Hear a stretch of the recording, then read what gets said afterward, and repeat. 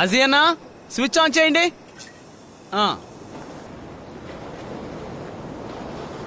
సరే నేను చెప్తాను. అది అక్కడే కట్టే. అస్సలం అలైకుం. వాలేకుం సలాం. అవును ఇక్కడే ఉన్నాడు. ఉండు బచ్చు. నౌషద్రా. చెప్పండి మామయ్య. బచ్చు ఏంట్రా?